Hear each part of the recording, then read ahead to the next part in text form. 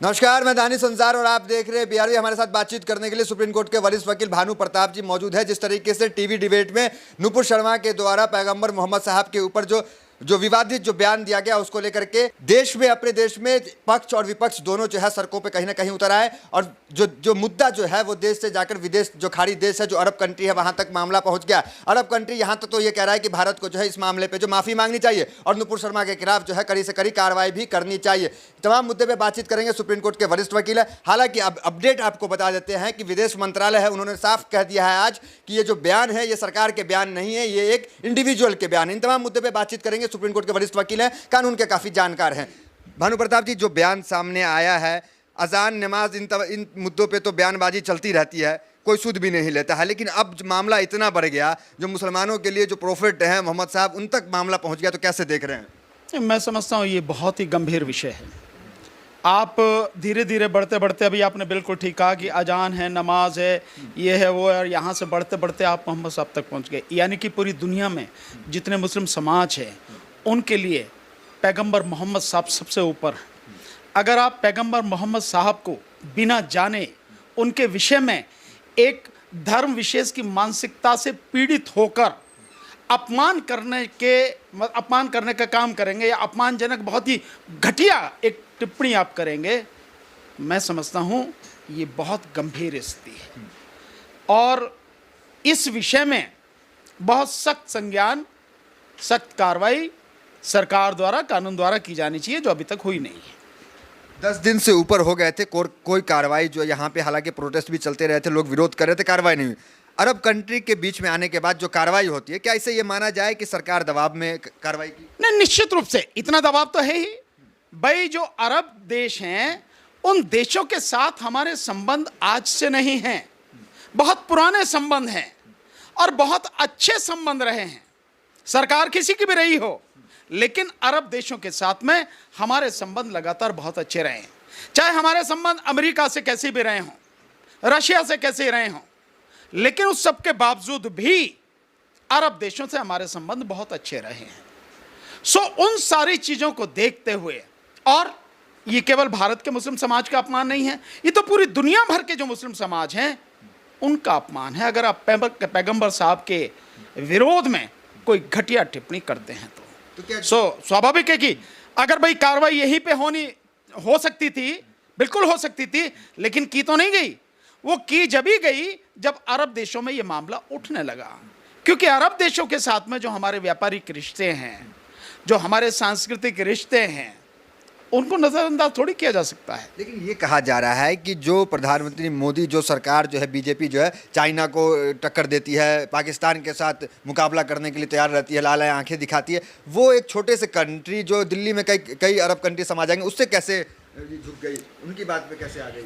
कहीं किसी को आंख दिखाने की स्थिति में प्रधानमंत्री नहीं है, मोदी सरकार कहीं भी नहीं है, न पाकिस्तान को न चाइना को। ये केवल एक झूठ का गुब्बारा इन्होंने फुला रखा है और कुछ भी नहीं है। अगर ये उस स्थिति में होते तो देश आज जहां खड़ा है ऐसा नहीं होता। चाइना के सामने एक तरह से पूरी तरह मोदी सरकार ने सरेंडर कर रखा है। चाइना का व्यापार लगातार बढ़ता चला जा रहा है। अभी 37% व्यापार बढ़ गया है पिछले साल में ही। अरब देशों की, उनके साथ जो हमारा व्यापार है, और केवल अरब देशों की बात नहीं है, वहां से जो इतनी बड़ी संख्या में तेल आता है, क्रूड ऑयल जो आता है, जो उसी क्रूड ऑयल के माध्यम से ये सरकार इस देश की जनता को लूट रही है, इतना टैक्स लगाकर कमाई कर रही है। सो उस सब पे असर पड़ेगा अगर ये सारी स्थिति होगी। माना कल अरब देशों ने तय कर लिया कि नहीं देंगे, भारत को तेल नहीं देंगे, तब क्या करेंगे आप? तो भारत तो एक मजबूत है रे, हर तरीके। काहे बात का मजबूत छोड़ा भारत को? भारत मजबूत काहे बात का छोड़ा? केवल झूठ बोलने से मजबूत हो जाएगा? केवल एक झूठ का आडंबर खड़ा करने से भारत मजबूत हो जाएगा? लोगों को गुमराह करने से भारत मजबूत हो जाएगा? की परिकल्पना तो कर रही है मोदी सरकार में। विश्व गुरु अनपढ़ आदमी ये बात कह रहा है कि विश्व गुरु बनाओगे देश को, अनपढ़ आदमी। अपने आप में इसका आप समझ सकते हैं, जिस देश से 7 लाख से ज्यादा स्टूडेंट हर साल विदेशों में पढ़ने जाते हैं और 95% बच्चे वहीं रह जाते हैं, भारत कभी लौट कर नहीं आते हैं, ऐसे विश्वगुरु बनेगा? विश्वगुरु की मतलब अर्थ भी मालूम है? नहीं मालूम है। तो ये सब कहने वाली बातें हैं, हकीकत कुछ और है। सो जो अरब देशों ने जो कहा है, यह भी भारत के सामने पहली बार ऐसी स्थिति आई है कि कोई देश भारत को यह कहे कि भारत को माफी मांगनी चाहिए। और हुआ क्यों है? सिर्फ बीजेपी के गुंडों की वजह से, जिन्होंने इतना घृणित, इतना अपमानजनक बयान पैगंबर मोहम्मद साहब के विषय में देश की छवि खराब कर कहीं ना कहीं इस तरह के प्रवक्ता कर रहे हैं। देश की केवल छवि खराब नहीं है, न केवल छवि खराब है, बल्कि देश की अर्थव्यवस्था और देश की सुरक्षा को खतरा है। आप इसको सोचिए आप कि वहां पर जो खाड़ी के देश हैं, चाहे वो यूएई हो, चाहे वहां ओमान हो, चाहे कतर हो, चाहे आपका दूसरे और जो देश हैं वो सारे के सारे मिला के, चाहे कुवैत हो, उन सब ने भारत का जो सामान है वो बाहर निकाल के रख दिया, अपने स्टोर्स के, अपने शोरूम्स के बाहर रख दिया, और जो शोरूम्स में अंदर भी है उसे ढक दिया और उसमें लिख दिया कि भारत का सामान है, ये बेचने के लिए नहीं है, ये नहीं बिकेगा। और वो वहां की जो कंपनियां यहां से वहां सामान भेज रहे हैं, उन कंपनियों को बैन करने जा रहे हैं। और इसके अलावा यह भी स्थिति सामने आ रही है कि वहां जो लोग हैं उनको भी कहा जा रहा है कि जाओ भैया, यहां आने की जरूरत नहीं है। और आप इससे देखिए कि 90 लाख के लगभग, 85-90 लाख के लगभग वहां लोग हैं जो मजदूरी करते हैं इन्हीं देशों में। मैं खाड़ी देशों की बात कर रहा हूं। इसके अलावा वहां लाखों की संख्या में स्टूडेंट्स हैं जो यहां से 8 लाख से ज्यादा अरबपति पिछले 8 साल में भाग कर गए हैं। वो भी बहुत लोग वहां पर हैं और वह बहुत लोग वहां पे रहते हैं, काम करते हैं। उनकी स्थिति देखिए कि क्या होगी अगर उन्होंने भागना पड़ा तो। अगर उन्होंने कह दिया हम नहीं रखेंगे भारत के लोगों को, दुनिया में और बतेरी जगह से उन्हें काम करने वाले लोग मिल जाएंगे। भारत के लोगों को वहां से निकाल दिया तो जिन लोगों को निकाला जाएगा उनका रोजगार गया, उनका रोजगार गया। पे खतरा है, बहुत बड़ा खतरा है। आप ये देखिए कि यहां पे जो भारत में, वहां से जो विदेश में रहने वाले लोग हैं जो पैसा भेजते हैं, आप उसको कैलकुलेट कीजिए। पूरा पिछले साल जो आया तकरीबन 6 लाख करोड़ रुपया आया, उसमें से तकरीबन 3,60,000 करोड़ के लगभग तो वहीं उन्हीं देशों से आया, खाड़ी देशों से आया। इतना बड़ा पैसा। लेकिन वो जो सर तबका है जो बीजेपी में भी है, वो कह रहा है कि ये गलत है, ये क्यों दबाव में इस तरह का काम किया जा रहा है। तो वो तो नुपुर शर्मा के साथ भी लोग खड़े हैं। इसका मतलब साफ है कि आप कुछ भी कर लीजिए, वो सिर्फ दिखावे के लिए साजिश की जा रही है, बाकी उसके खिलाफ कुछ होना नहीं है, नहीं इनकी करने की नीयत है।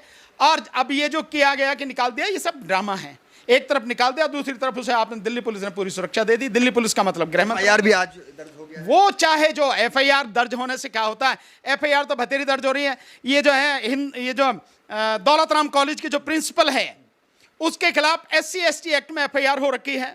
प्रोफेसर रितु ने जो करा रखी, डॉक्टर रितु ने जो करा रखी है FIR, उसमें महीना भर होने जा रहा है, अभी तक गिरफ्तारी नहीं है। जबकि SC ST एक्ट में तो तुरंत गिरफ्तारी होने। रतनलाल को, डॉक्टर रतनलाल तो गिरफ्तार हो गए थे एक पोस्ट पे, और ये टीवी डिबेट पे इतना बड़ा बयान दे दिया इस गिरफ्तार। इसका मतलब यह है कि यहां जो है अभी भी वही जातिवादी मानसिकता काम कर रही है, वही भेदभाव। कानून सबके लिए एक है, कानून के समक्ष सब कोई समान है, कानून का समान संरक्षण सबको मिलता है। लेकिन जो लागू करने वाले हैं, जब वो गंदी जातिवादी मानसिकता से पीड़ित हों, दूषित हों, या गंदी मानसिकता वाली जो सरकार है, उनको कानून इंप्लीमेंट करने वाले लोगों को अपने हिसाब से चलाए, तो फिर भेदभाव होता है। तो जो उनके लोग हैं वो गिरफ्तार नहीं होते, चाहे कितनी FIR कराते रहो, और बाकी लोग जरा सी उसमें गिरफ्तार कर लिए जाते हैं। नहीं भी होते तो झूठी FIR करके गिरफ्तार कर लिए जाते हैं। संरक्षण मिला हुआ, पूरा संरक्षण है बीजेपी का, मोदी सरकार का। ऐसे लोगों को पूरा संरक्षण है, नहीं इनकी हिम्मत नहीं हो सकती कि चूं भी बोल जाते हैं। तो किस तरह की कार्रवाई इस तरह के मामले पे होना चाहिए? देखिए, मेरे विचार से तो पूरा देशद्रोह है, राष्ट्रीय सुरक्षा का मसला है। वहां रहने वाले जो लाखों भारतीय हैं, करोड़ों, 1.5 करोड़ के लगभग जो भारतीय खाड़ी देशों में रहते हैं, इस तरह के बयानों से उनकी सबकी नौकरी, उनका रोजगार, उनका व्यापार, उनकी जिंदगी खतरे में है। देश के सामने पहली बार आजादी के बाद ऐसी स्थिति है कि कोई देश कहे भारत को माफी मांगनी चाहिए, देश का अपमान है। इससे बड़ा देशद्रोह क्या होगा?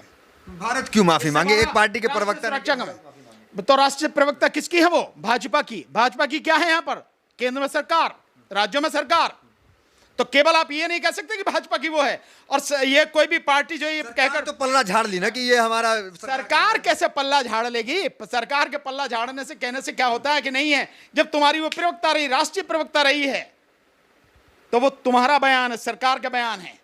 आप कह नहीं सकते ऐसी गुंडे आपने छोड़ रखे हैं, वो जो भी कहते हैं, और जब भी ये बात आए, जब फंसने पे आओ, कह दो भाई व्यक्तिगत वो है। नेताओं के लिस्ट आ गए हैं जिनको अब कार्रवाई करेगी भारतीय जनता पार्टी, जो इस तरह के बयानबाजी करते हैं, तो या इसका स्वागत करेंगे? तो ये इस बात का स्वागत, क्या कार्रवाई करेगी? क्या जो मिनिस्टर रहे हैं पहले उन्हें हमेशा के लिए पार्टी से निकालेगी? क्या उनके खिलाफ एफआईआर दर्ज कराएगी? उन्हें अरेस्ट करवाएगी? क्या वो जो 8,000 बयान दिए गए हैं इन 8 सालों में, पिछले 8 सालों में, उन्हें वापस लिया जाएगा? प्रधानमंत्री, गृह मंत्री इसके लिए माफी मांगेंगे? क्या मोहन भागवत उसके लिए माफी मांगेंगे? क्या नहीं मांगेंगे? नहीं कुछ होगा। ये एक चीज पच नहीं रहा है कि एक तरफ कहा जाता है कि 56 इंच है इनकी विदेश नीति की तारीफ, एक तरफ कहा जाता है कि मुस्लिम कंट्री जो लोग कुछ कह रहे हैं कि उनसे कैसे प्रधानमंत्री मोदी जी दबाव में। विदेश नीति कुछ है ही नहीं यार। काहे की विदेश नीति है?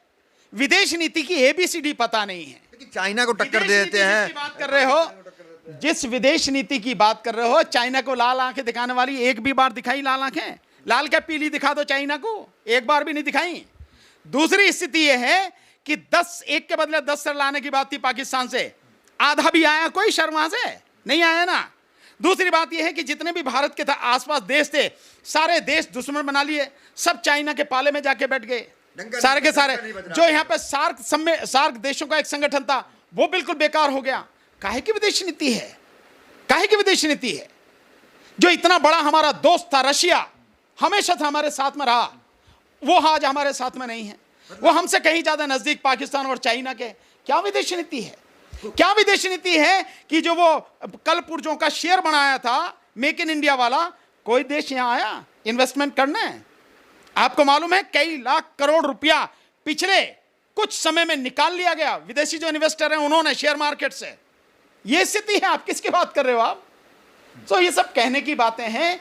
कोई नीति, अनपढ़ आदमी की नीति भी क्या डंका नहीं बज रहा है। अरे अनपढ़ आदमी का क्या डंका बजेगा? क्या नीति बनेगी? ये केवल झूठ है जो अपने चंद जो पैसे वाले लोगों के, जिनको झोले में सब कुछ पूरा देश बेचा जा रहा है, कौड़ियों के दाम डाला जा रहा है, उनके पैसे पे ये सब कुछ जो है झूठ का आडंबर खड़ा किया गया और कुछ